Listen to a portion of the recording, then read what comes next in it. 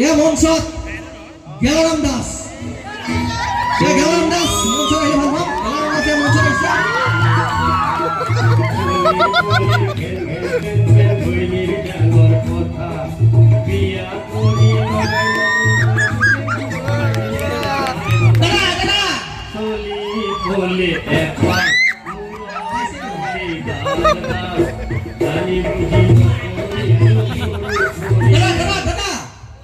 দাদা আহি পালে ভালে ভালে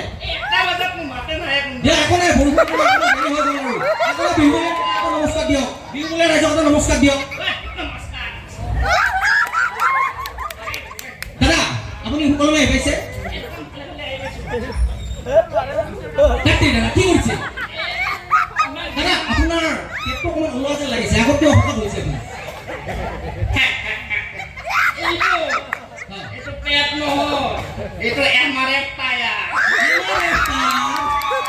কি মন্তব্য বিহু মঞ্চ দাদা আপুনি এক পবিত্ৰ মঞ্চখনত চেণ্ডেল উঠিছে চেণ্ডেল কিয় উঠিছে আপুনি পবিত্ৰ মঞ্চ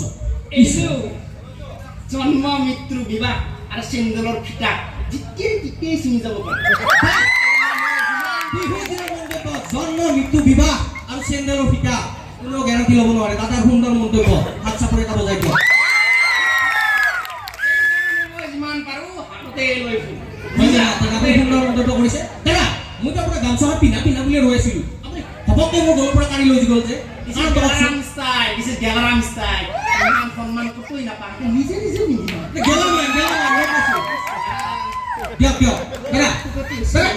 এনেকৈ বুজাই আছে যে আপুনি বিহু মঞ্চত কি আছে আলু পিঁয়াজৰ বস্তা দাঙি দাদা কি কৈ আছে আপুনি বিহু মঞ্চত বুজিছে পবিত্ৰ মঞ্চখনত এনেকুৱা কথা কৈ আছে আপুনি দাদা আপুনিতো বিহুৰ দিনা ধুনীয়া ধুনীয়া ভাষণ দিয়ে সকলোকে দিয়ে তাৰ আগতে মই এটা কথা সুধি লওঁ আপোনাৰ নামটো গেলাৰাম দাস হিচাপে কিয় পৰিচিত গেলা আৰু মাল থাকে নাও কি কৈ আছে আপুনি মানে নাৰিকলৰ তেল পকা বেল হঠাতে ভুল হৈ যায় চাহ কাৰ খোৱা জিভাটো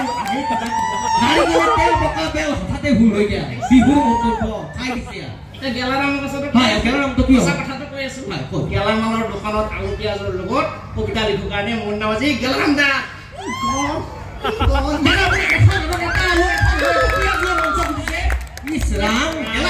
মঞ্চ গেলাই দিছে পচা পিঁয়াজ পচা আলু আপুনি মঞ্চত এনেকে কেঁচা পিঁয়াজ লৈ উঠিছে যে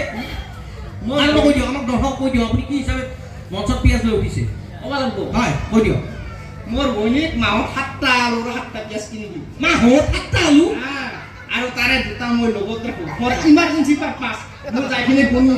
কাপ কেইটা দিছে কাপ কেইটা দিয়া নাই দিছ ইজ গেলাৰাম mind this is calculative mind কেনে দিছ ইজ সিপিআৰ মাইণ্ড দাদা আপুনি বিহুৰ বিষয়ে ইমান দৰ্শকে আছে ইমান বৰষুণ নেওচিও বিহু চাই আছে গতিকে দৰ্শকৰ কাৰণে বিহুৰ বিষয়ে দুটা মন্তব্য আগবঢ়াই দিয়কচোন আপুনি উদ্দেশ্য ভাষণ ৰাখে আপুনি মঞ্চ গতিকে আপুনি দুটা ভাষণ ৰাখি দিয়ক বিহু বিহুৰ বিষয়ে দুটা কৈ দিলে হ'ব বিহু কওঁ বিহু বিহু একো নাই বিহু শেষ ডোনেশ্যন দি মোৰ দুই পকেট খালি মাৰ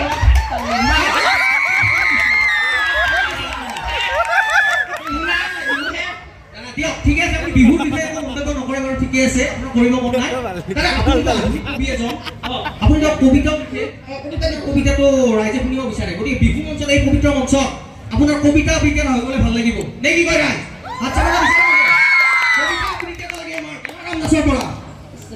আপুনি এটা কবিতা আবৃত্তি কৰি দিয়ক কবিতা আনিছে আছে কবিতা আপুনি কবিতা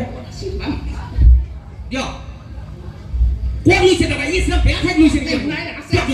আছে পাপ কৰি ওলাইছে নে দিয়ক দিয়ক পিঁয়াজ দুটা আলু 3টা বজানো বিষ্ণু আপুনি মঞ্চত দিছে খাই দিছে দিয়ক তাৰ কবিতা এটা আপুনি কৰি দিয়ক না আপুনি ইমান ধুনীয়া কবিতা লিখে দিয়ক দিয়ক দিয়ক পাঠ কৰি দিয়ক দৰ্শকে শুনিব ৰৈ আছে